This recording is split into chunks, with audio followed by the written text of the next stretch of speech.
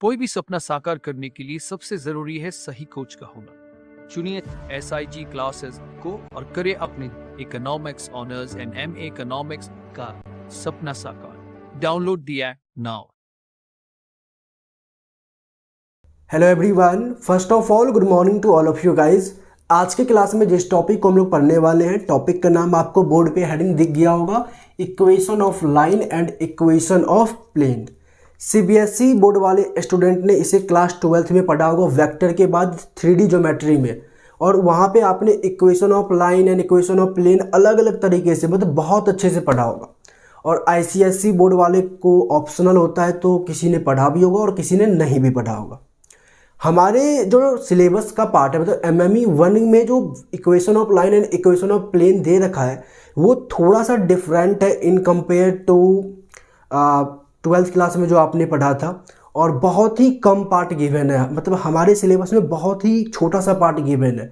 अगर class 12th के according देखा जाए तो मात्र 10 to 15% हमें MME 1 में पढ़ना है, और ये 15% मैं 12th क्लास से रिलेट ना करके आपको क्लास 10th जो आपने 12th से पहले पढ़ा होगा उससे रिलेट करके बताऊंगा। तो कहने का मतलब यहाँ पे ये है कि CBSE वाले स्टूडेंट और ICSE बोर्ड वाले स्टूडेंट, किसी भी बोर्ड के स्टूडेंट हो, सबको समझ में आएगा। और कोई भी आपको पिछला याद है या नहीं है उससे कोई लेना देना नहीं है। हाँ, लेकिन क्लास 10th वगैरह का जो कुछ छोटे मोटे टॉपिक है वो याद होने चाहिए। ओके, अच्छा, अगर आपको याद हो, बेसिकली जब आपके पास सबसे पहले हम लोग बात करते हैं इक्वेशन ऑफ लाइन की। पहले हम लोग बात क्या करेंगे, इक्वेशन ऑफ लाइन की, इतने पार्ट की। तो क्लास 10th वगैरह में, मतलब छोटे क्लास में एकेडमिक लेवल पे, जब आपको याद हो कि जब हमारे पास दो कोऑर्डिनेट गिवन होते थे या 2 पॉइंट गिवन होते थे, एक मान लेते हैं x1 एंड y1, और एक पॉइंट हमारे पास है x2 एंड y2। इस तरीके से अगर हमारे पास दो पॉइंट गिवन होते थे और उस दोनों पॉइंट का कोऑर्डिनेट अगर हमारे पास गिवन होता था, तो इक्वेशन ऑफ लाइन का एक फॉर्मूला होता था, इक्वेशन ऑफ लाइन, जो कि था y minus y1 equal to y2 minus y1 divided by x2 minus x1 into में x माइनस x1, कुछ इस तरीके का। ठीक है, अगर हम लोग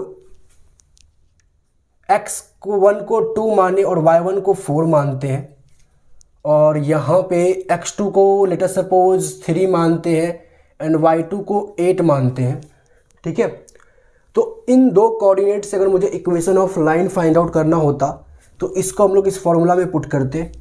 तो y माइनस y1 का काम कर रहा है 4, y2 माइनस y1 मतलब 8 माइनस 4, y2 का काम कर रहा है 8 और y1 का काम कर रहा है 4, और x2 माइनस x1, x2 का काम 3 और x1 का काम 2 कर रहा है, तो 3 माइनस 2, और यहाँ से आ जाता x माइनस 2। तो फाइनली आपके पास y minus 4 equal to 4x minus 2, y minus 4 equal to 4x minus 8, और देखा जाए तो 4x माइनस y और 4x माइनस y, और इस साइड ये आ जाएगा तो माइनस 4 इक्वल टू 0। ये आपके पास आ गया equation of line, 4x minus y minus 4 equal to 0।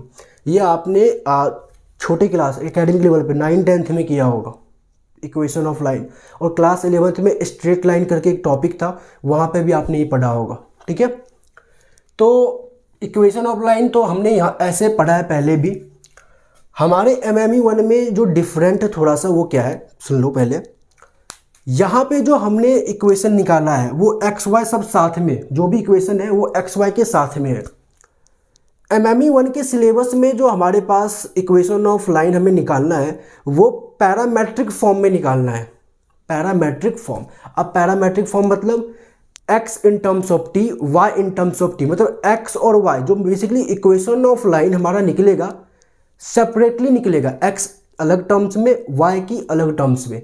अगर आपको थोड़ा सा क्लास 12th में डिफरेंशियल इक्वेशन याद हो तो डिफरेंशियल इक्वेशन में पैरामेट्रिक फॉर्म में इक्वेशन गिवन होती थी, x in terms of t, y in terms of q, इस तरीके से। तो हमें बस उसी तरीके से सॉल्व करना है यहाँ पे MME 1 के पार्ट में, और आपको पेपर में भी जो मैं आपको पढ़ाऊंगा वही यूज करना है।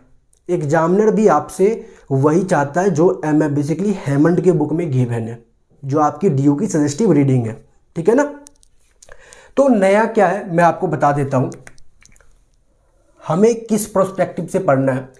लेट अस सपोज ये जो x1 एंड y1 है, इस पॉइंट का नाम मैं देता हूं A1 एंड A2।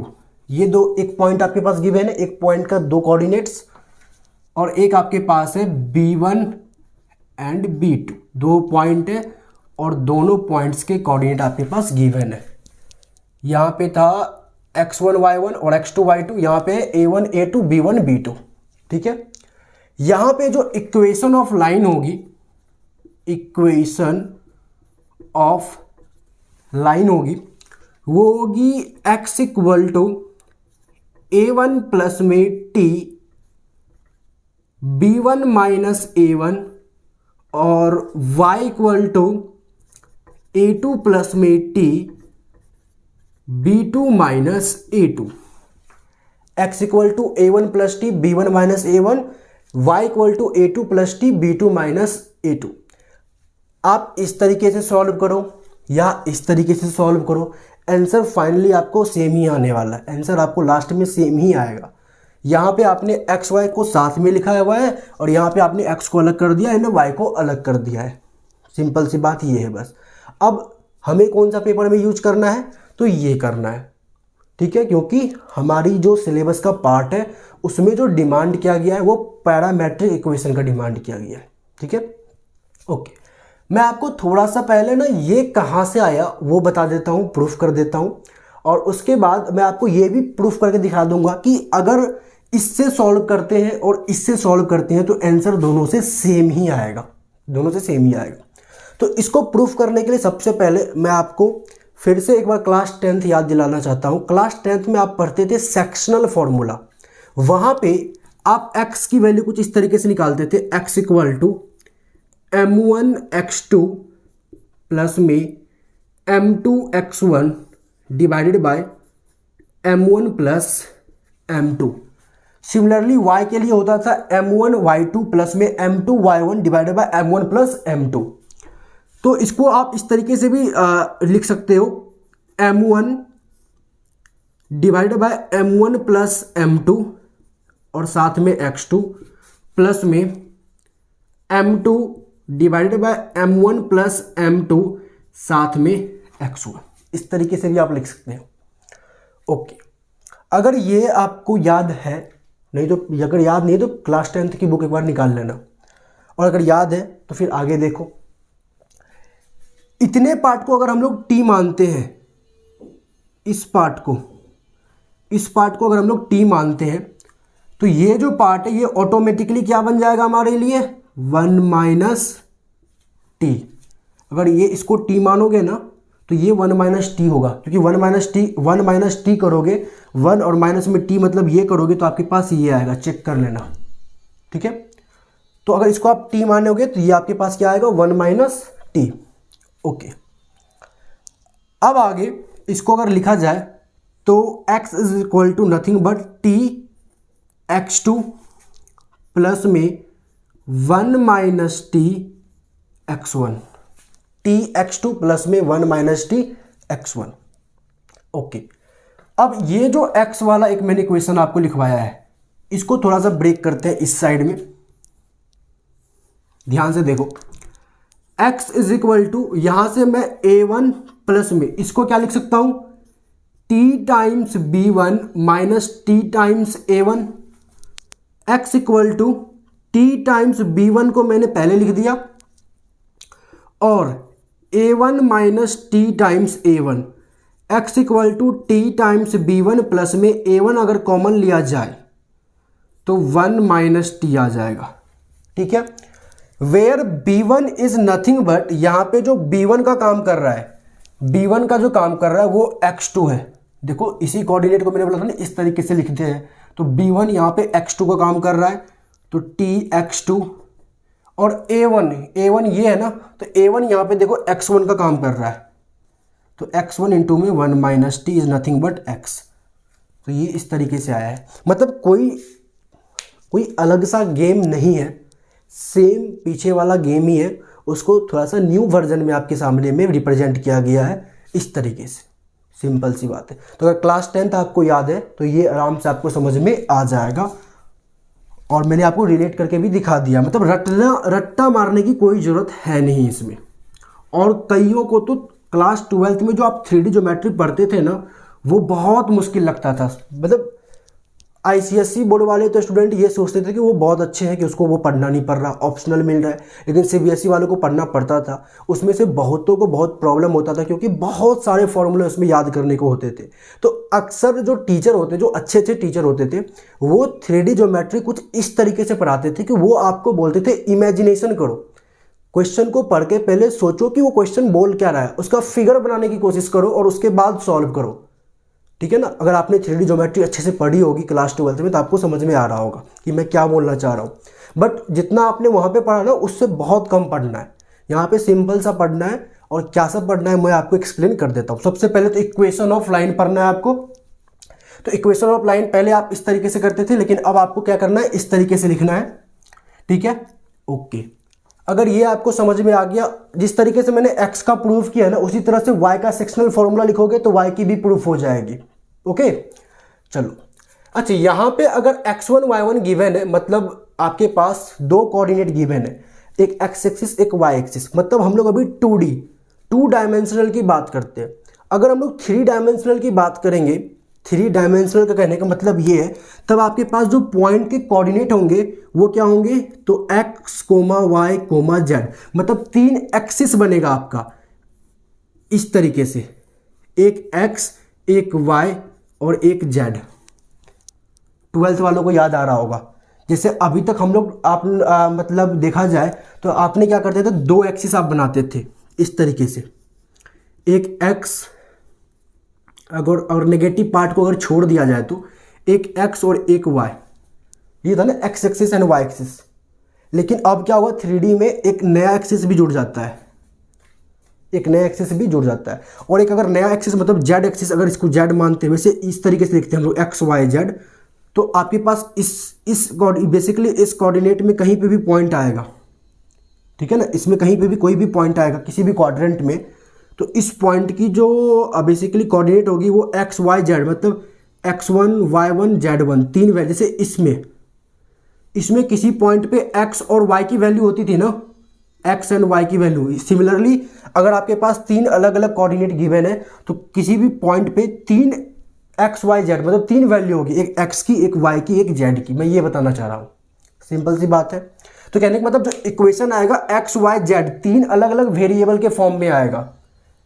2 डायमेंशनल में इक्वेशन x और y के फॉर्म में आ रहा है, 3 डायमेंशनल में इक्वेशन 3 वेरिएबल के फॉर्म में आता है, x y एंड z।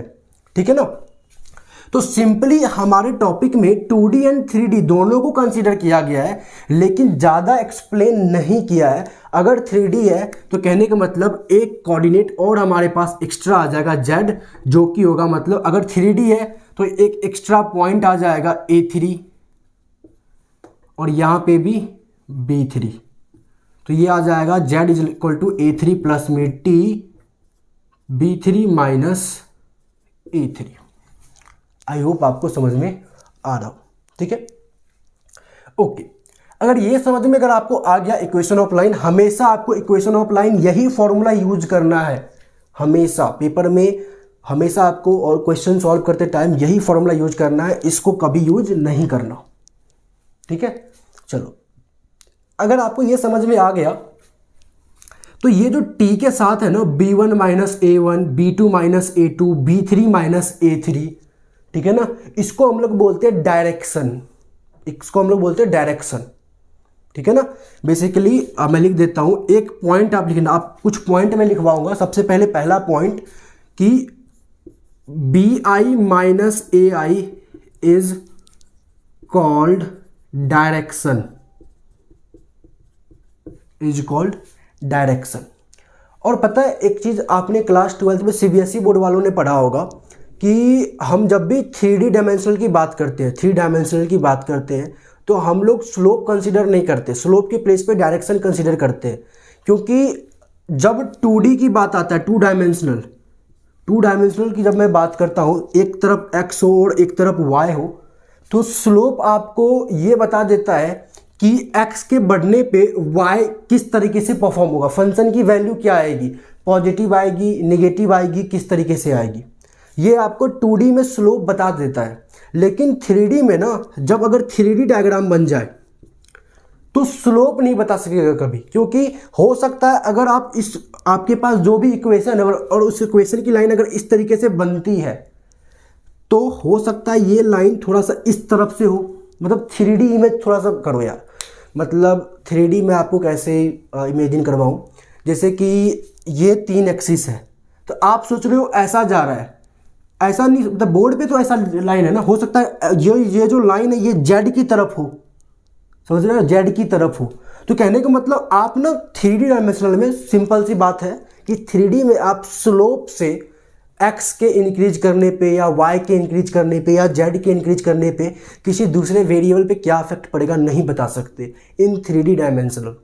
इसलिए हम लोग 3D फिगर में क्या करते हैं, इसके प्लेस पे डायरेक्शन का यूज करते हैं, और डायरेक्शन बेसिकली स्लोप का ही काम करता है वेक्टर के अंदर। तो अगर ये छोटी मोटी बातें थी, आपको माइंड में क्या रखना है वो मैंने आपको बस एक्सप्लेन कर दिया और थोड़ा सा रिलेट कर दिया आपके एकेडमिक लेवल से। माइंड में बस इतना रखना है कि आपके पास जो इक्वेशन ऑफ लाइन जब भी आए, अगर 2 पॉइंट गिवन हो तो इतना x एंड y ये होगा।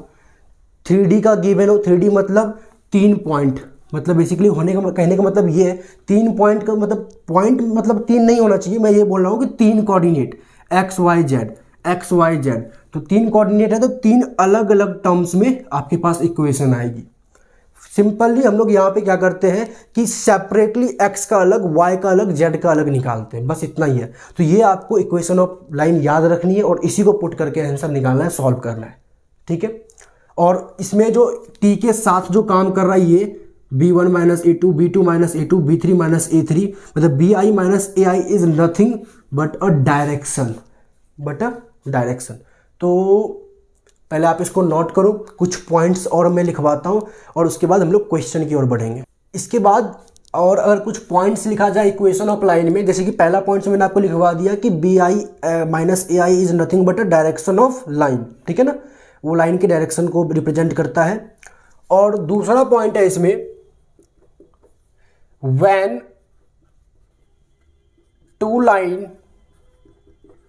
To lines are perpendicular to each other, अगर 2 लाइन परपेंडिकुलर है, जैसे कि फॉर एग्जांपल आपके पास एक लाइन, बेसिकली मैं 3D डायमेंशनल का लाइन लिख रहा हूँ, एक लाइन का कुछ इस तरीके से इक्वेशन आ जाए, x equal to a1 plus T d1, y equal to a2 plus T d2 और z equal to a3 plus T d3। ये एक लाइन का इक्वेशन है जिसको हम लोग x and y and z इन तीनों को सेपरेटली हम लोगों ने लिखा है। और यहाँ पे d1 d2 d3, d1 is nothing but वही b1 माइनस a1 वाला समझ लो, ठीक है ना, वो डायरेक्शन d1, यहाँ पे मैंने d1 डायरेक्शन को बता रहा है जो कि b1 माइनस a1 है, कोऑर्डिनेट नहीं लिखा है तो इसलिए मैंने उसको यूज नहीं किया। तो समझ में आ जाना चाहिए t के जो कॉफिशिएंट में d1 है ये क्या है, डायरेक्शन है। अब आगे चलो, मान लेते एक लाइन ये है और एक लाइन हमारे पास और है, जैसे कि x equal to c1 plus में टी e1 और y equal to c2 plus में t e2 and z equal to c3 plus में टी e3, ठीक है। तो अगर 2 लाइन आपके पास गिवन हो और 2 लाइन आपस में परपेंडिकुलर है तो दोनों लाइन के डायरेक्शन का डॉट प्रोडक्ट इक्वल टू 0 होता है। दोबारा सुनना, अगर 2 लाइन आपस में परपेंडिकुलर है तो दोनों लाइन के डायरेक्शन का डॉट प्रोडक्ट हमेशा क्या होता है, इक्वल टू 0 होता है। कहने का मतलब d1 डॉट e1 प्लस में d2 डॉट e2 प्लस में d3 डॉट e3, इन दोनों लाइन के डायरेक्शन का डॉट प्रोडक्ट ये हमेशा इक्वल टू 0 होता है। तो एक पॉइंट आप ये लिख लेना। ठीक है, ये हमेशा क्या होता है, इक्वल टू 0 होता है। इसको आप इस तरीके से भी पहले लिख सकते थे। इसका डायरेक्शन क्या है, इसका डायरेक्शन है D1 D2 D3 डॉट, इस लाइन का डायरेक्शन क्या है E1 E2 E3, और इसका डॉट प्रोडक्ट निकाला जाए तो इस तरीके से निकलेगा, और ये इक्वल टू हमेशा क्या होगा, 0 होगा। इसमें तीसरा पॉइंट जो है वो क्या है, when two lines are parallel, अगर दो लाइन पैरेलल है तो उसके डायरेक्शन में इक्वल होंगे, कुछ इस तरीके से D1 divided by E1 equal to D2 by E2 equal to D3 by E3। D1 D2 D3 is the direction of line 1, E1 E2 E3 is the direction of line 2। इसको आप इस तरीके से भी लिख सकते हो, हेमंड में आपको दिख जाएगा D1 equal to E1, D2 equal to E2, D3 equal to E3, ठीक है। अच्छा, एक चीज़ मैं आपको बता देता हूँ, जैसे हेमंड में आप जब देखोगे ना तो आपको ये जो मैंने XYZ के फॉर्म में लिखा है ना, तो X के प्लेस पे वो लिखता है X1, Y के प्लेस पे लिखता है X2 और Z के प्लेस पे लिखता है X3। मतलब X1 ये, X2 ये, X3 ये। तो X1 X2 X3 मतलब ये ज़्यादा गड़बड़ न होने के कारण मैंने XYZ इसको लिखा है, अलग अलग वेरिएबल। तो आप इस तरीके से भी लिख सकते हो, और जिन स्टूडेंट को मन है कि नहीं मैं हेमंड को ही पूरा का पूरा फॉलो करूँ, सेम टू सेम कॉपी करूँ, तो वो X के प्लेस पे X1, Y के प्लेस पे X2, Z के प्लेस पे X3 भी लिख सकता है। बाकी ये फॉर्मूला सेम ही है, बस नाम अलग अलग जो वेरिएबल है ना, जिसको मैंने XYZ लिख दिया था, जैसे कि XYZ इज अ एक्सिस, तो इसको ना X1 X2 X3 लिखता है हेमंड के बुक में। बाकी इससे कोई ज़्यादा फर्क नहीं पड़ने वाला है, ज़्यादा गड़बड़ यही बेस्ट है, XYZ लिखो, सिंपल है और अच्छा भी लगता है। तो ये जो इक्वेशन ऑफ लाइन से संबंधित जितने भी छोटे मोटे आपके पास कंसेप्ट थे जो आपके टॉपिक के अकॉर्डिंग गिवन है, ये इतना ही नहीं, कंसेप्ट तो बहुत ज़्यादा है, बट MME 1 के सिलेबस के अकॉर्डिंग जितना टॉ है आपके पास कंसेप्ट वो यही था। इसके ऊपर आप कुछ क्वेश्चन करते हैं तो आपको पिक्चर और भी अच्छे से क्लियर होंगी। चैप्टर नंबर 12, बुकलेट का चैप्टर नंबर 12, इसके वेक्टर है बेसिकली, और इसके अंदर में एक आपके पास मेजर हेडिंग दिख रहा होगा लाइंस एंड प्लेन्स, और इसके आपको सबसे पहले क्वेश्चन नंबर 24 करना है, मतलब पहला पार्ट, पहला क्वेश्चन। तो क्वेश्चन नंबर 24 में क्या सब गिवन है मैं आपको बता दे रहा हूँ। आपको बोला a line is given by, एक लाइन की इक्वेशन गिवन है x इक्वल टू 2 + 3t, ठीक है, y equal to 4 + 7t and z is equal to 5 - 5t। पहले पार्ट में आपको बोला है इसमें कि so that line passes through the point 2,4,5, 2,4,5 आपको शो करना है कि जो लाइन है ना वो पासेस करेगा इस पॉइंट से 2,4,5 से। तो इसको शो करने के लिए आप क्या करो, x y z के प्लेस पे x की वैल्यू 2, y की वैल्यू 4 एंड z की वैल्यू 5 पुट करो। अगर तीनों से t की वैल्यू सेम आ रही है तो कहने का मतलब वो लाइन पास कर रहा है किससे, 2, 4, 5 से। तो अगर x के प्लेस पे अगर 2 पुट करते हो तो 2 इक्वल टू 2 + 3t, और y के प्लेस पे 4 तो 4 इक्वल टू 4 + 7t, और z के प्लेस पे 5 तो 5 इक्वल टू 5 - 5t। और अगर देखा जाए तो यहाँ से 2 - 2 0, t की वैल्यू आएगी 0, यहाँ से t की वैल्यू 0 और यहाँ से भी t की वैल्यू 0। तो t की जो है तीनों से ही सेम ही वैल्यू आ रही है, तो hence line passes through the point, आप लिखोगे hence line passes through the point 2,4,5, ठीक है। इसके दूसरे पार्ट में देखते हैं, what is the direction of vector. आपके पास जो गिवन दे रखा है इस लाइन में, इसमें डायरेक्शन ऑफ क्या, डायरेक्शन ऑफ वेक्टर क्या है बेसिकली। तो डायरेक्शन क्या, मैंने आपको बोला था टी के साथ जो कोफिशिएंट में होता है वो डायरेक्शन होता है ना, तो डायरेक्शन इसमें क्या है 3, 7 - 5, 3, 7 एंड -5। तो सेकेंड पार्ट का आंसर ये है। थर्ड पार्ट में देखते हैं क्वेश्चन का क्या बोला गया है। इस क्वेश्चन के थर्ड पार्ट में बोला कि find the equation of line passing through 2,4,5 that is orthogonal to the given line. Passing through जो basically passing through the point है 2, 4, 5, आपको basically equation of line find out करना है जो कि पासिंग थ्रू द पॉइंट 2, 4, 5 और orthogonal to the given line. Orthogonal to the given line मतलब orthogonal मतलब क्या होता है, परपेंडिकुलर। अगर आपने वेक्टर की क्लास देखी होगी तो मैंने वहाँ पे आपको बताया होगा ऑर्थोगोनल का मतलब जब दो वेक्टर परपेंडिकुलर हो। ऑर्थोगोनल का वर्ड हम लोग यूज करते हैं परपेंडिकुलर के करस्पॉन्डिंग में बेसिकली। तो एक बात बताओ, किसी भी लाइन के इक्वेशन के लिए या तो मुझे दो वर्टिसेस चाहिए, मतलब दो पॉइंट जिसके कोऑर्डिनेट आपके पास गिवन हो, या फिर अगर दो लाइन आपस में ऑर्थोगोनल है, परपेंडिकुलर है, तो जिस भी लाइन का मुझे इक्वेशन चाहिए उस लाइन का कम से कम एक वर्टिसेस होना चाहिए। जिस भी लाइन का इक्वेशन चाहिए उसका एक वर्टिसेस मुझे मिल गया है, और दूसरे वाले लाइन जिस पे ये परपेंडिकुलर है उसका डायरेक्शन होना चाहिए। क्योंकि मुझे पता है कि दो लाइन अगर आपस में परपेंडिकुलर है तो दोनों लाइन का जो डायरेक्शन होगा उसका डॉट प्रोडक्ट क्या होगा, इक्वल टू 0 होगा। तो हम लेट मान के चलते हैं जिस भी लाइन का हम इक्वेशन निकाल रहे हैं ना उसका जो डायरेक्शन होगा वो होगा E1, E2, E3। समझ में आ गया? आपको बोला है कि एक लाइन का इक्वेशन बताओ जो पासेस कर रहा हो 2, 4, 5 से, और उस लाइन पे ये वाला लाइन परपेंडिकुलर है। इतना इन्फॉर्मेशन गिवन है। किसी भी लाइन का अगर मुझे इक्वेशन चाहिए तो या तो अगर उस लाइन का दो वर्टिसेस गिवन होता, जैसे 2, 4, 5 और एक और वर्टिसेस गिवन होता, तो हम आराम से जो फॉर्मूला हमने सीखा था उस फॉर्मूला पे भी पुट करके निकाल लेते। ठीक है, अगर दो वर्टिसेस होता तो इक्वेशन ऑफ लाइन आराम से निकाल लेते।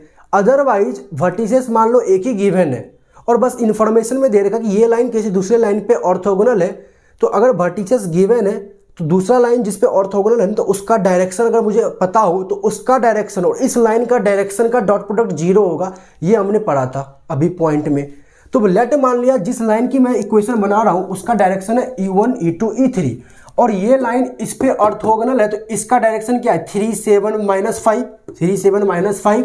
तो मुझे पता है क्या है कि 3, 7, -5 और E1, E2, E3 इसका जो डॉट प्रोडक्ट होगा वो 0 होगा, क्योंकि ये लाइन और वो लाइन क्या है, ऑर्थोगोनल है। तो कहने का मतलब 3E1 प्लस में 7E2 माइनस में 5E3 इक्वल टू 0 होगा। और पता नॉर्मली अब एक इक्वेशन आपके पास आ गया। अब एक इक्वेशन से ना आप E1, E2, E3 की बारी बारी से वैल्यू नहीं निकाल सकते। ओके, तो यहाँ पे आपको हिडन एंड ट्रायल मेथड आपको यूज करना पड़ेगा। मतलब आपको E1, E2, E3 की अपने मन से कोई एक ऐसी वैल्यू लेनी पड़ेगी जिससे ये स्टेटमेंट, ये इक्वेशन होल्ड कर जाए। कहने का मतलब ये है कि अगर आप E1 की वैल्यू 1 लेते हो और E1 की वैल्यू 1, ठीक है, और E2 की वैल्यू 2 लेते हो, नॉट 2, E2 की वैल्यू भी 1 लेते हो और E3 की वैल्यू 2 ले लेते हो, तो E1 की वैल्यू 1 तो ये 3 आ जाएगा, इसकी वैल्यू 1 ये भी क्या आ जाएगा 7 आ जाएगा, और अगर ये 2 तो ये 10 आ जाएगा। तो 7 + 3 10 - 10 0। तो ये जो आपने लेट लिया है E1 1, E2 1 और E3 2, ये इसको क्या कर रहा है, होल्ड कर रहा है। तो फाइनली जो आपके पास बेसिकली इक्वेशन ऑफ लाइन होगा वो क्या होगा, x = 2 + t, क्योंकि इस मतलब बेसिकली 2 + t के साथ डायरेक्शन E1 काम कर रहा है तो 1, y = 4 प्लस में, मतलब अगर ये A1 है, A2 है एंड A3 है, तो A1 प्लस में t, B1 - A1 is nothing but direction. तो t के साथ जो भी होगा डायरेक्शन, और डायरेक्शन क्या है, E1 1 है बेसिकली यहाँ पे। और इसका देखा जाए तो A2 is nothing but 4 plus में t और साथ में डायरेक्शन क्या है, तो 1 है, तो 4 + t। और z के लिए देखा जाए तो A3 is nothing but 5 plus में t और डायरेक्शन क्या है, 2 है, तो इसको 2t लिख दूं मैं, 2t। तो this is the equation of line passing through the point 2, 4, 5 and orthogonal to the given line. Check कर लिया जाए, 2 + t, 4 + t, 5 + 2t, एकदम आंसर सही आ रहा है। इसके बाद बोला find the equation of line passing through the 1 to 1 that is parallel to the given line. 4th one में क्या बोला, पासिंग है 1 to 1, 1,2,1 से पास कर रहा है और पैरेलल है गिवन लाइन पे। तो जब पैरेलल होता है कोई दो लाइन तो दोनों का डायरेक्शन क्या होता है, सेम होता है ना। डायरेक्शन अभी मैं बताया था, अगर जब 2 लाइन्स आर पैरेलल तो डायरेक्शन दोनों का सेम होगा, D1 = E1, D2 = E2। तो सिंपल है, यहाँ पे x इक्वल टू a1 का काम कर रहा है 1 प्लस में t, डायरेक्शन इस लाइन का जो भी डायरेक्शन होगा वो इसके बराबर होगा, मतलब इस लाइन के बराबर होगा, तो 3, तो 1 plus 3t, y equal to 2 plus 7t and z equal to 1 plus, मतलब माइनस है ना, तो माइनस 5t। समझ में आ गया ना। देखो कोई जो इक्वेशन होता लाइन का, किसी भी लाइन का इक्वेशन का फॉर्मूला था x equal to a1 plus में t b1 माइनस a1 को मैं डायरेक्शन लिख दूँ सीधा t d1, y equal to a2 plus t d2 मतलब direction b2 minus a2, z equal to a3 plus t d3। अगर ये लाइन और ये लाइन आपस में पैरेलल है तो इसका जो डायरेक्शन होगा और इसका जो डायरेक्शन होगा दोनों सेम होंगे, प्रॉपर्टी में लिखवाया था। तो बस d1 d2 d3 की जगह पे इसका डायरेक्शन लिख दिया, और इसका डायरेक्शन क्या है 3 7 माइनस 5, देखो यहाँ पे भी निकाला है 3 7 माइनस 5, तो d1 d2 d3 की जगह पे 3 7 माइनस 5 लिख दिया। बाकी a1 a2 a3 तो ये काम कर ही रहा है, समझ में आ गया। सिमिलरली इस क्वेश्चन में भी वही किया हुआ था। अगर दो लाइन परपेंडिकुलर है, दोनों का डॉट प्रोडक्ट क्या होगा, डॉट प्रोडक्ट दोनों का 0 होगा।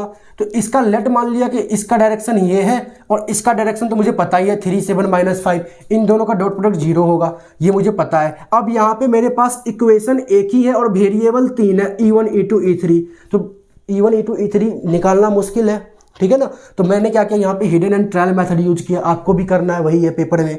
तो मैंने देखा कि e1 equal to 1 e2 equal to 1 and e3 equal to 2 इस स्टेटमेंट को होल्ड कर रहा है, तो बस पुट कर दिया और आंसर निकल गया मेरे पास। यहाँ पे बेसिकली e1 e2 e3 के प्लेस पे 1 1 और 2 काम कर रहा है। बहुत ही सिंपल है यार। आई होप आपको ये चीज़ें समझ में आई होंगी, ठीक है। तो पहले आप इसको नोट करो और दूसरा क्वेश्चन देखो। मैंने आई थिंक आपने नोट कर लिया होगा इसको। दूसरा क्वेश्चन मैं अगर आपको इसमें समझा दूँ, जैसे कि एक क्वेश्चन कर लेते हैं, क्वेश्चन नंबर 26 कर लेते हैं, सिंपल सा। क्वेश्चन नंबर 26 में आपको क्या बोला है देखना, describe the straight line in R Q through the 2 points. R Q मतलब मैंने आपको 3 डायमेंशनल वेक्टर की क्लास में याद करो, इस तरीके से मैंने आपको बताया था। अगर आर पे पावर 3 हो तो मतलब 3D की बात कर रहा है, 3 डायमेंशनल मतलब 3 अलग अलग एक्सिस होंगे, x y z, इस तरीके से। तो describe the straight line in R Q through the 2 points, 2 points दे रखा है, एक है 1 2 2 और एक और पॉइंट आपके पास दे रखा है वर्टिसेस, बेसिकली -1 और 4, ठीक है। Okay, where does it meet the x1 and x2 plane. Okay, आपको पहले इन दोनों पॉइंट से इक्वेशन ऑफ लाइन निकालनी है और उसके बाद जो नेक्स्ट इसमें क्वेश्चन पूछा वो भी मैं आपको बताता हूँ।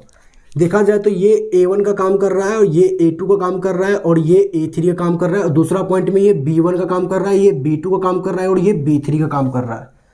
तो आपको इक्वेशन ऑफ लाइन मैंने क्या लिखवाया था, x equal to a1 plus में t b1 minus a1, y equal to a2 plus में t b2 minus a2 and z equal to a3 plus t b3 minus a3।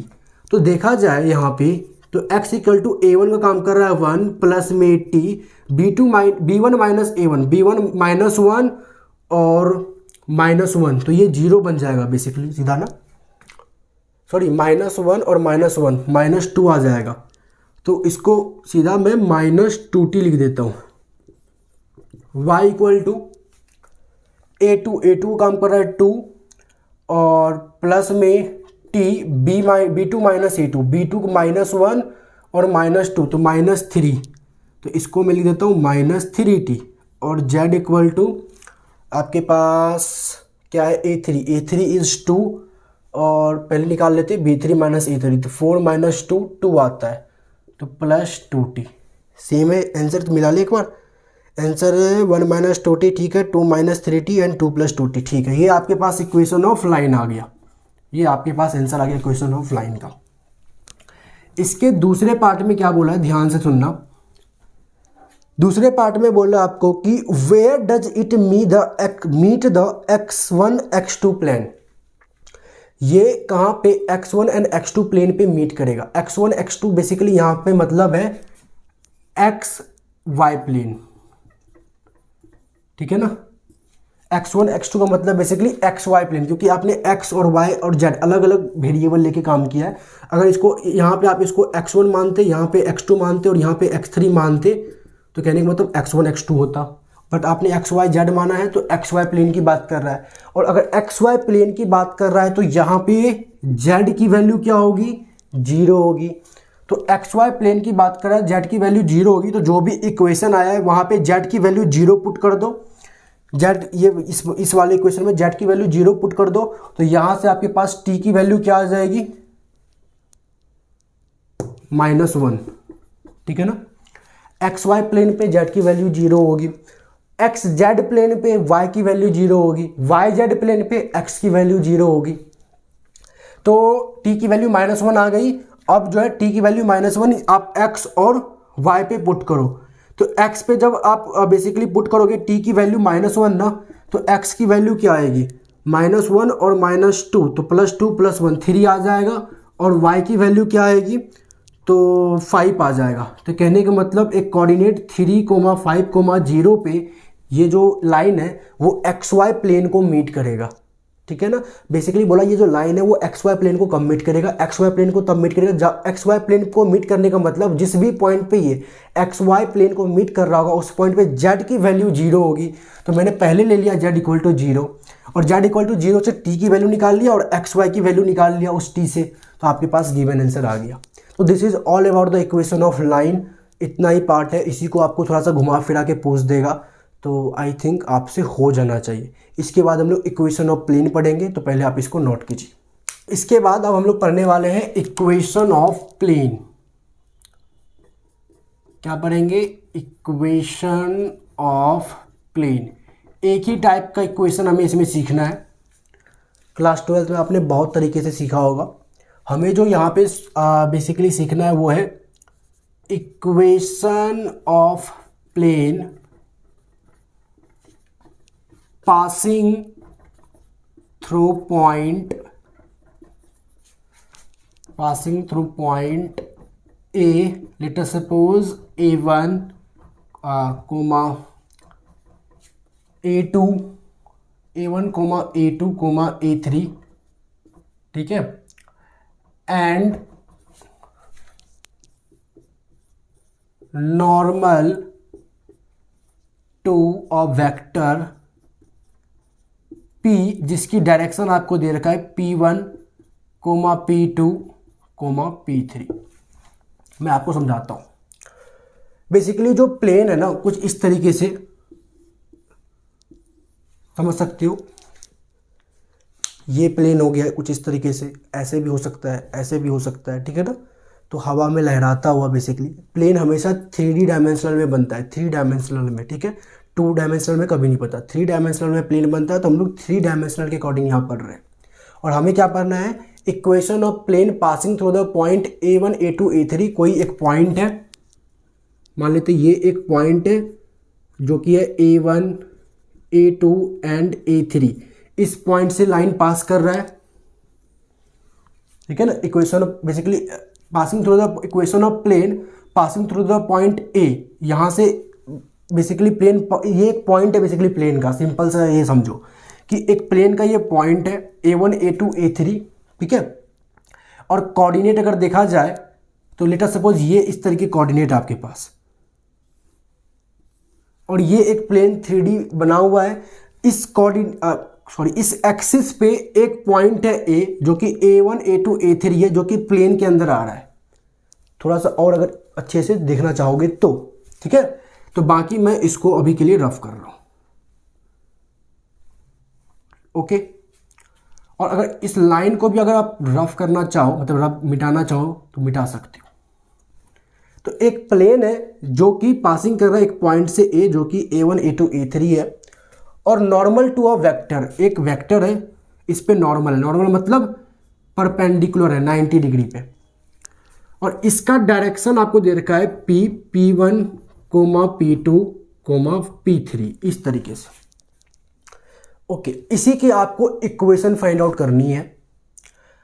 ये एक मैंने line draw किया इसके अंदर, ये मैंने एक लाइन ड्रॉ किया और इस लाइन पे ये नॉर्मल है, ठीक है ना। और लेट अस सपोज ये एक पॉइंट बी है जिसको मैंने मान लिया x, y, z, ऐसे सिंपल सा x, y, z। तो ये अगर इस पे परपेंडिकुलर है, ये वेक्टर जो है, नॉर्मल का मतलब भी होता है परपेंडिकुलर होना। नॉर्मल आपने क्लास 12 में पढ़ा होगा, कोई लाइन अगर नॉर्मल है तो मतलब परपेंडिकुलर है। तो अगर परपेंडिकुलर है तो इसका और इसका जो डायरेक्शन का डॉट प्रोडक्ट होगा वो क्या होगा, 0 होगा। कहने का मतलब P इंटू में ए बी वेक्टर जो होगा, इन दोनों का जो डॉट प्रोडक्ट होगा वो क्या होगा, 0 होगा। P is nothing but P1, P2, P3, ठीक है, dot. A B is nothing but, अगर ए बी वेक्टर का डायरेक्शन निकालना हो तो याद करो टर्मिनल माइनस इनिशियल। टर्मिनल क्या है, x, इनिशियल a1, तो x minus a1, y minus a2, z minus a3। और अगर इसको थोड़ा सा सॉल्व किया जाए तो P1 x minus a1 plus में, इन दोनों को डॉट प्रोडक्ट किया जाए तो P1 x minus a1 plus में P2 y minus a2 plus में P3 z minus a3 equal to 0। तो ये आपके पास आ गया इक्वेशन ऑफ प्लेन, और यही फॉर्मूला आपको हर जगह यूज करना है इन MME1, इक्वेशन ऑफ प्लेन का। अच्छा, एक चीज मैं आपको बता दूं, अगर कोई नॉर्मल लाइन या कोई एक नॉर्मल वेक्टर प्लेन पे परपेंडिकुलर है, अगर मान लो ये एक लाइन है और इस प्लेन पे परपेंडिकुलर है, तो इस प्लेन पे बनने वाला हर एक लाइन पे ये लाइन परपेंडिकुलर होगा। दैट्स वाई मैं एक लाइन बनाया हूं प्लेन के अंदर में, ठीक है ना। Equation of plane passing through the point a1, a2, a3 and normal to a vector. अगर ये वेक्टर का जो एक लाइन है, ये जो वेक्टर है, अगर इस प्लेन पे नॉर्मल है, ये प्लेन है और ये वेक्टर इस पे नॉर्मल है, तो इस प्लेन पे बनने वाला जितना भी स्ट्रेट लाइन होगा, उन सभी स्ट्रेट लाइन पे ये जो है क्या होगा, परपेंडिकुलर होगा। और अगर ये परपेंडिकुलर होगा तो इनका डायरेक्शन और इस लाइन का डायरेक्शन का डॉट प्रोडक्ट हमेशा इक्वल टू 0 होगा। इस तरीके से ये क्वेश्चन बेसिकली इसका इक्वेशन ड्राइव किया गया है। अगर ये इसके पे परपेंडिकुलर है तो इसका डायरेक्शन का और इसका डायरेक्शन का डॉट प्रोडक्ट क्या होगा, इक्वल टू 0 होगा। समझ में आ गया? फिर से सुन लो, अगर नहीं सुनना है तो दोबारा पहले से या तो पीछे करके सुन लो, या एक बार मैं फिर से रिपीट कर रहा हूँ कि अगर कोई लाइन, कोई वेक्टर किसी प्लेन पे परपेंडिकुलर है तो उस प्लेन पे बनने वाला हर एक स्ट्रेट लाइन पे वो जो लाइन है वो परपेंडिकुलर ही होगा, नॉर्मल ही होगा। और अगर नॉर्मल या परपेंडिकुलर है तो दोनों लाइन के डायरेक्शन का डॉट प्रोडक्ट हमेशा इक्वल टू 0 होगा। कोई भी लाइन ले लो प्लेन पे, कुछ भी, कोई भी लाइन ले लो, स्ट्रेट लाइन कोई भी, वो ये जो है बेसिकली उस पर परपेंडिकुलर ही होगा, नॉर्मल ही होगा, ठीक है ना।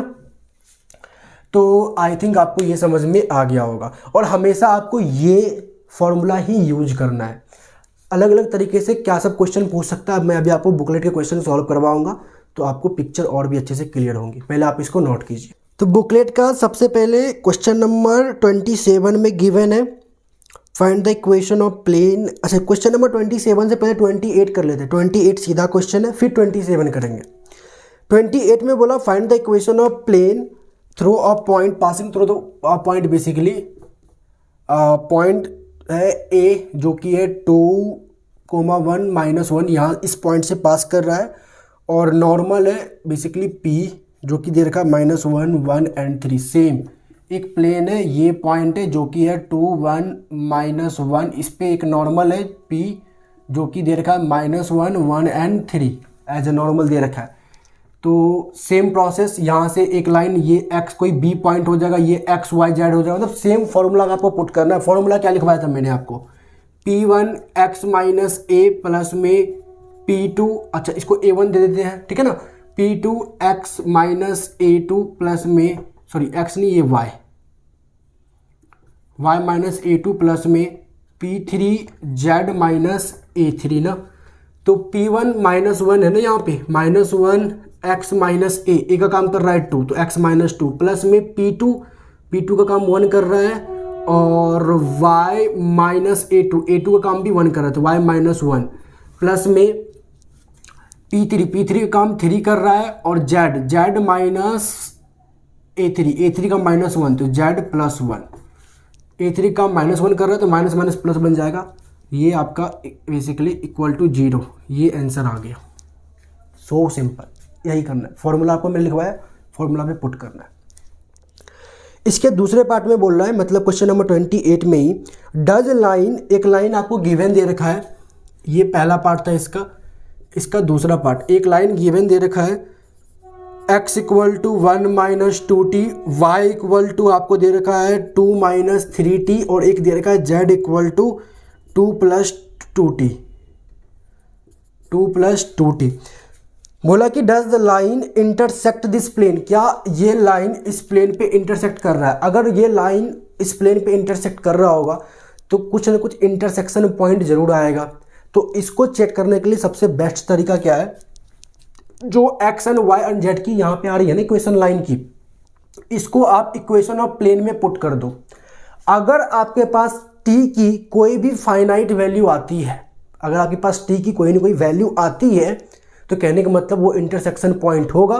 तो इंटरसेक्शन पॉइंट बेसिकली एग्जिस्ट करेगा, और अगर इंटरसेक्शन पॉइंट एग्जिस्ट करता है तो इंटरसेक्शन होगा। तो आपको बेसिकली करना क्या है, एक्स की वैल्यू यहाँ पुट करना है, जैसे कि -1, एक्स के प्लेस पे 1 माइनस 2t। तो पहले इसको थोड़ा सा कर ले, जैसे ये है ना -x plus 2 plus y minus 1 plus 3z plus 1 equal to 0, minus X के प्लेस पे 1 माइनस 2t प्लस 2 प्लस में y के प्लेस पे 2 माइनस 3t माइनस 1 प्लस में 3, z के प्लेस पे 2 plus 2t plus 1 equal to 0। तो यहाँ से अगर देखा जाए तो -1 plus 2t plus 2 plus 2 minus 3t minus 1 plus 6 plus 6t plus 1 okay equal to 0। तो 2t और 6 2 8 माइनस 3, तो यहाँ से 5t और 6 प्लस 1 7 2 9 2 11 माइनस 1 तो 10।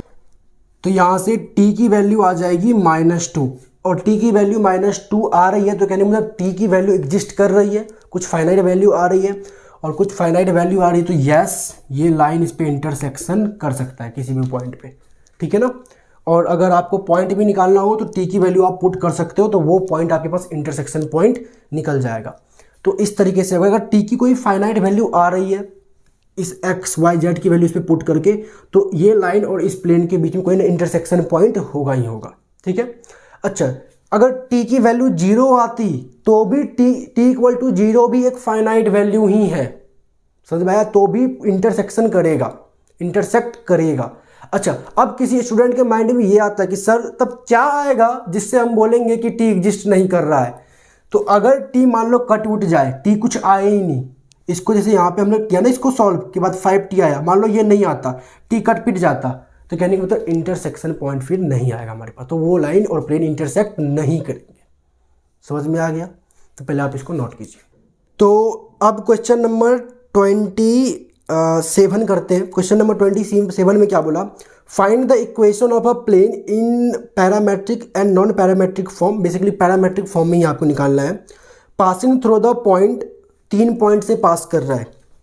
क्वेश्चन नंबर 27 ध्यान से देखना, 3 पॉइंट से पास कर रहा है। लेट एक पॉइंट ए है और इसका आपके पास कोऑर्डिनेट वर्टिसेस गिवन है 1 2 1। एक पॉइंट बी है, ये गिवन आपको 2 1 0। एक पॉइंट सी है और ये गिवन है आपको 1 3 -5। ठीक है, आपको निकालना है equation of plane passing through this point. यहाँ पे नॉर्मल वाला कोई आपके पास गिवन इन्फॉर्मेशन नहीं है कि कोई वेक्टर इस पे नॉर्मल है या नहीं है, या कोई लाइन इस पे नॉर्मल है या नहीं है, मतलब परपेंडिकुलर है या नहीं है, तो कैसे इसको सॉल्व करेंगे। अगर थोड़ा सा डायग्रामेटिकली देखा जाए तो मान लो ये एक कोई प्लेन है, ठीक है। एक पॉइंट ये है जो कि 1 2 1, इस पॉइंट का नाम ए देते हैं। एक पॉइंट ये है जिसका नाम बी देते हैं 2 1 0, और एक पॉइंट ये है जिसका नाम सी दे रहा हूँ, मतलब कहीं रैंडमली इस प्लेन में मैं कहीं पे भी पॉइंट ले रहा हूँ, सी जो कि है 1 3 -5, ठीक है ना। तो एक ये लाइन, एक पॉइंट इसको मिला दिया, मैंने एक बार इसको मिला दिया तो वेक्टर बेसिकली बनेगा। मैंने जो फॉर्मूला आपको बताया उस फॉर्मूला के अकॉर्डिंग मेरे पास एक ऐसा लाइन या एक ऐसा वेक्टर होना चाहिए जो इस प्लेन पे क्या हो, परपेंडिकुलर हो, नॉर्मल हो। तो मैंने एक लेटर ले लिया कि एक लाइन इस पे नॉर्मल है जो कि जिसकी डायरेक्शन क्या है, तो P1 P2 एंड P3। हमेशा परपेंडिकुलर के कंसेप्ट से ही आप इक्वेशन ऑफ प्लेन निकालोगे, यही आपके सिलेबस में गिवन है, ठीक है ना। तो हमने क्या किया, एक लेटर ले लिया। तो जैसा कि मैंने आपको बताया था कि अगर कोई लाइन इस प्लेन पे परपेंडिकुलर है तो प्लेन पे बनने वाला जो भी स्ट्रेट लाइन होगा उन सभी स्ट्रेट लाइन पे ये लाइन क्या होगा, परपेंडिकुलर ही होगा। तो इन सभी स्ट्रेट लाइन का और इस लाइन का जो डायरेक्शन है, इनका डॉट प्रोडक्ट क्या होगा, इक्वल टू 0 होगा। तो कहने का मतलब ये है कि बेसिकली P इंटू में ए बी, P इंटू में ए बी, ये वाला ये भी इक्वल टू 0 होगा, ठीक है ना। और ये आप इस फिगर से मत देख लेना कि सर ये तो ऐसा स्ट्रेट लाइन है और ये इस तरीके से लाइन है तो परपेंडिकुलर कैसे होगा। ये प्लेन है, ये 3D फिगर है, ये हवा में झूलता हुआ फिगर है किसी तरीके से। तो आप इसको बोर्ड पे देख के मत जज करना कि सर ये परपेंडिकुलर कहाँ दिख रहा, ठीक है ना। तो मैंने आपको जैसा बताया कि अगर कोई लाइन प्लेन पे परपेंडिकुलर है तो प्लेन पे बनने वाला हर एक स्ट्रेट लाइन चाहे जहाँ से बने वो उस लाइन पे परपेंडिकुलर होगा। वो लाइन बेसिकली प्लेन के हर एक स्ट्रेट लाइन पे परपेंडिकुलर ही होगा। तो P इंटू में ए बी बेसिकली इसका जो डायरेक्शन आएगा और इसका जो डायरेक्शन है, इन दोनों का डॉट प्रोडक्ट 0 होगा। तो कहने का मतलब P1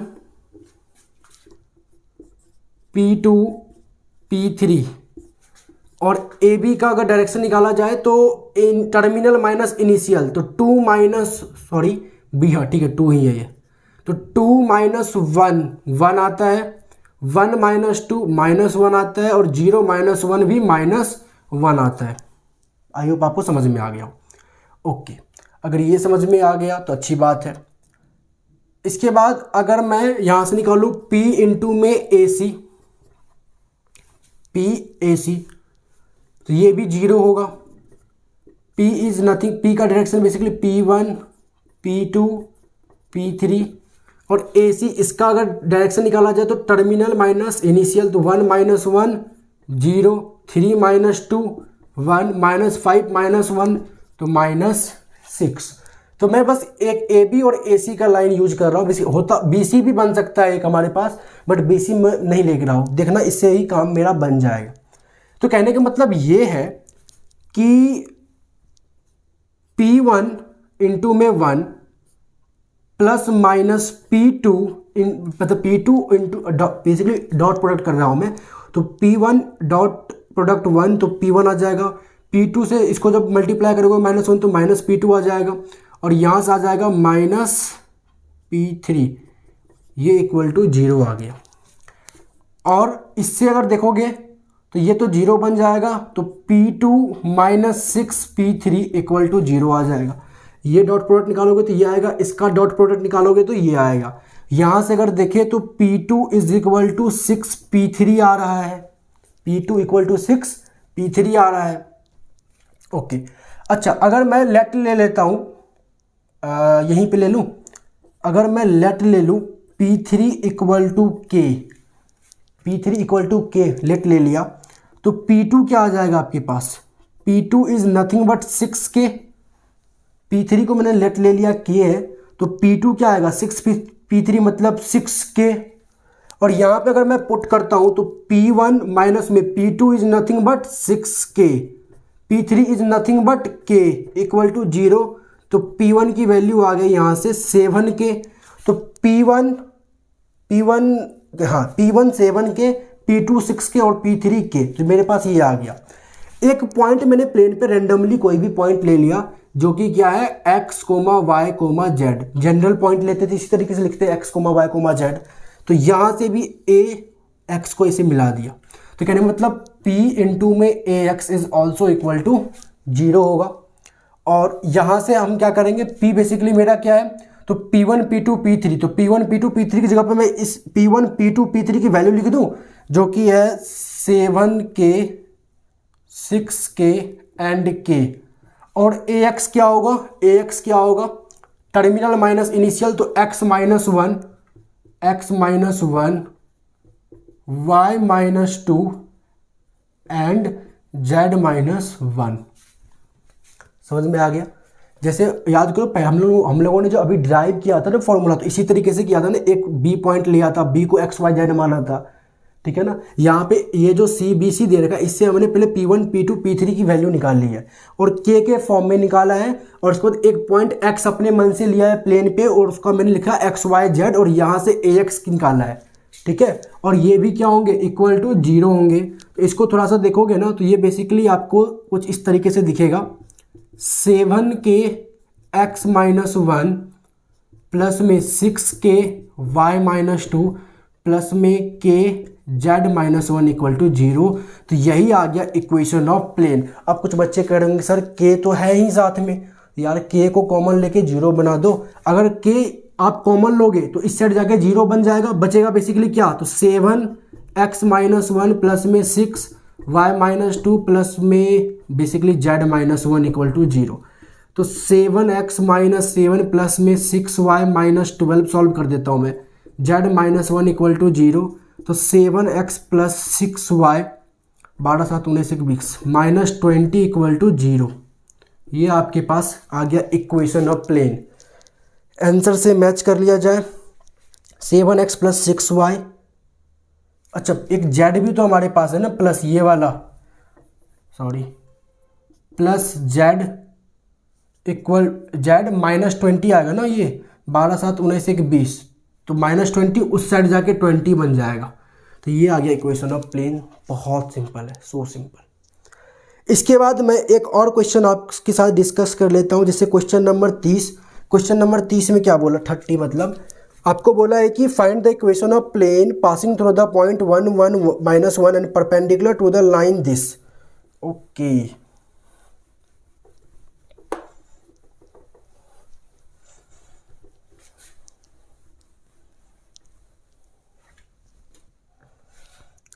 question number 30, equation of plane आपको निकालना है passing through the point 1 1 minus 1 और परपेंडिकुलर है एक लाइन इसके ऊपर जो कि है x equal to 2 plus, sorry not 2 plus, 4 minus 3t, 4 minus 3t, y equal to 2 plus t and z equal to 6 plus 5t।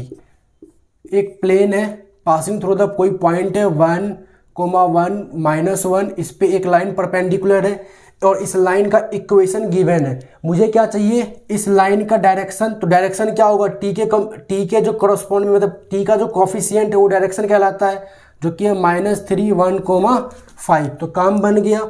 Formula क्या है, p1 इंटू में x minus a1 plus p2 into में basically y minus a2 और P3 into में z minus a3 equal to 0। P1 का काम कर रहा है -3, x माइनस a1 का काम कर रहा है 1, P2 का काम कर रहा है 1, तो 1 छोड़ देता हूँ, y माइनस में a2 का काम कर रहा है 1, P3 का काम कर रहा है 5 और z माइनस a3 काम कर रहा है -1, तो ये +1 हो जाएगा equal to 0। This is the answer. तो equation of line and equation of plane ये मेरी तरफ से ख़त्म हो चुका है। मतलब इतना ही आपको करना है। आप हेमंड के बुक में भी चेक कर सकते हो और वहाँ पे भी जो क्वेश्चन है आप उसको बेसिकली सॉल्व करना, और कहीं प्रॉब्लम आए तो मुझसे पूछना। और बुकलेट में भी जो बाकी क्वेश्चन है तो वही बस घुमा फिरा के आपको पूछा गया है। तो इसी तरीके से आपको सोचना है, मतलब किसी न किसी तरीके से आपको परपेंडिकुलर वाले फॉर्म में आपको प्लेन की इक्वेशन का आंसर देना है। और इक्वेशन ऑफ लाइन तो मैंने आपको एक्सप्लेन कर ही दिया है। तो आज के क्लास में इतना ही। अभी के लिए thank you so much and bye bye.